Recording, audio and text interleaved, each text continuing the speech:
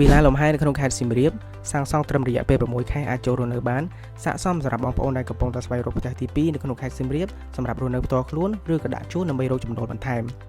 មានទីធ្លាសម្រាប់ចំណតយានយន្តនិងសួនច្បារផ្ទះទំហំ102ម៉ែត្រការ៉េសាងសង់លើផ្ទៃដីដែលមានទំហំ160ម៉ែត្រការ៉េមានអាងហាលទឹកឯកជននិងមានទីធ្លាលំហែខាងក្រោយផ្ទះចំណែកឯខាងក្នុងផ្ទះវិញមានការរៀបចំប្រណិតបន្ទប់ទទួលភ្ញៀវនិងផ្ទះបាយធំទូលាយមានបន្ទប់គេង2និងបន្ទប់ទឹក3វិឡានេះស្ថិតនៅក្នុងសង្កាត់ស្វាយនង្គមចំណាយពេលត្រឹម2នាទីពីផ្សារកន្ត្រក5នាទីពីសាកលវិទ្យាល័យវាលប្រៃ7នាទីពីផ្សារក្រោមនិងត្រឹមតែ10នាទីប៉ុណ្ណោះពីតំបន់ផាប់ស្ទ្រីតនៅផ្សារចាស់កក់ជាមួយពួកយើងលើនេះបងប្អូននឹងទទួលបានការបញ្ចុះតម្លៃរហូតដល់ជាង